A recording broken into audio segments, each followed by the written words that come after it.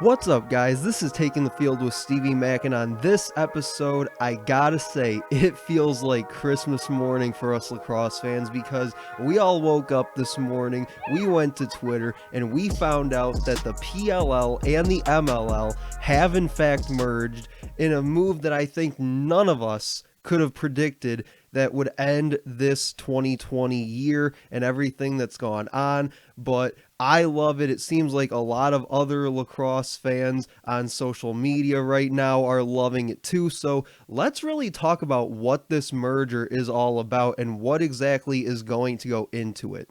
So the PLL announced that they have merged with the MLL this morning, and they will be adding an eighth club in 2021 from the Boston Cannons, so they will be now called the Cannons Lacrosse Club, and there will be an expansion draft coming sometime early in 2021, probably around the same time we saw the one with the Water Dogs back in February, so probably around that same time, but there will be an expansion draft, so it'll be a whole new team, still under that name of the Cannons Lacrosse Club, and with this merger, all operations will now come under that PLL umbrella or under the PLL shield, as their logo is that shield, but it'll fall under the PLL umbrella and everything that they bring to the table in the world of pro lacrosse as far as marketing, sales, different things like that, just the product in itself that they put on the field as well.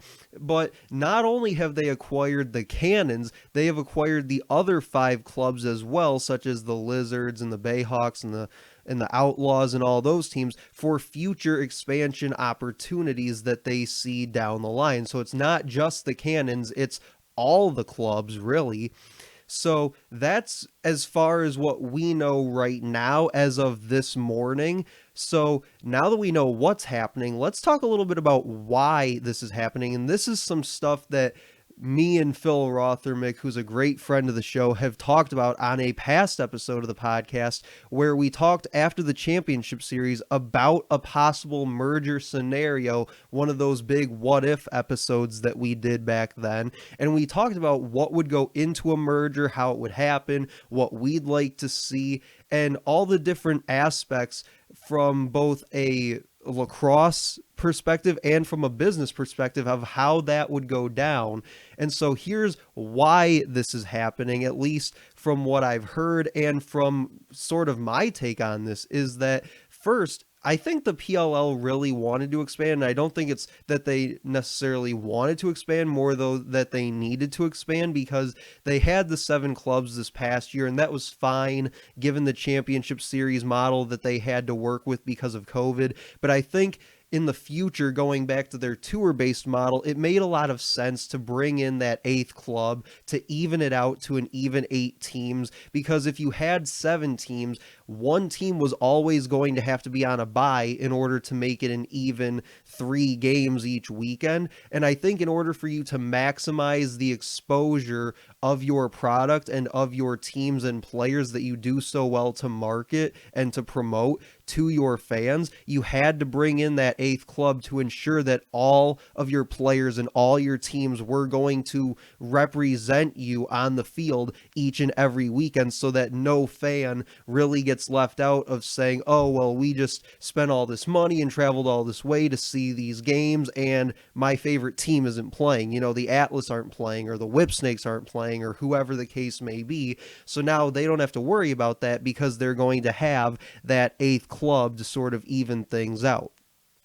And the next thing is, which me and Phil talked about in that past episode, is that the MLL seemed like they had been struggling to market themselves in recent years. They didn't really know how to create their identity on social media and be able to promote themselves and the teams and the players and things like that the way that the PLL had done. And that was something that Phil talked about, was that the reason the PLL was formed was because Paul Rabel had his ideas of how to market the MLL and its players and its teams, and the MLL didn't really see eye to eye with him. They didn't really want to go along with his plan, so he just said, okay, cool, I'm just going to go ahead and go do it myself and do my own thing.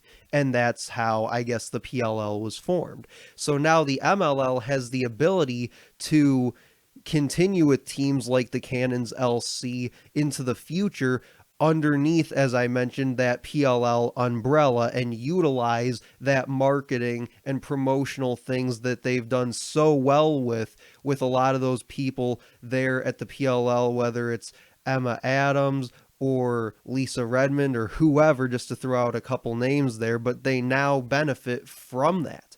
And then another thing that we talked about was, and things that I have heard, is that the MLL didn't really know where their broadcast partnership was going to come from in the future, whether it was going to be ESPN Plus like it was this past summer with their 1 week season that they had because of COVID, or wherever it was going to come from. And now they get brought into the benefit of the PLL having NBC and being on their family of networks, whether it be NBCSN, NBC, NBC Sports Gold, whatever it is. They now have that luxury of knowing where their games are going to be.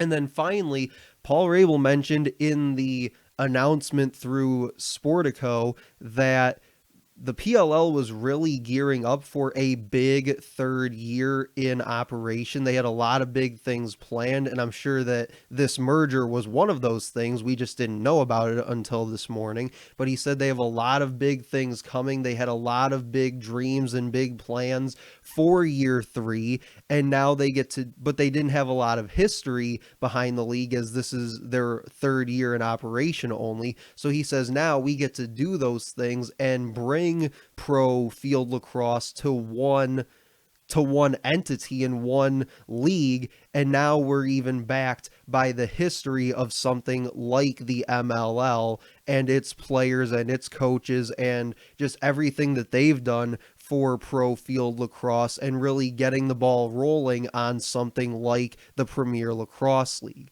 So my take on all of this is simply, I love it.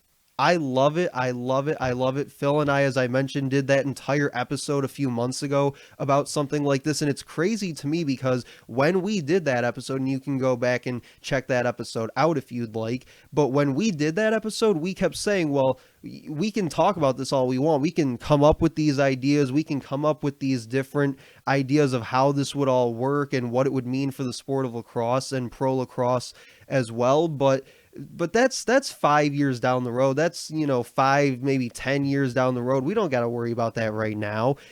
And I don't think we really ever expected it to not come 5 years from now, but 5 months from now. That's a big difference. But again, I love it. I love this merger. I love the expansion possibilities with teams like the Cannons, or as I mentioned earlier, with the Outlaws or the Bayhawks or whoever. I love that, and to see what they're going to do with that in the expansion draft here in the next few months, and really just learning more about this merger as a whole. As I said, we pretty much have the basic understanding of what this merger is and what they're looking to do, but we don't really have a lot of the specifics yet, especially with that expansion draft. And that's going to be really interesting for me to watch over the next few months, is getting to know more about this as a process and really seeing sort of the roadmap laid out before us as to what this is going to look like, not just in 2021, but even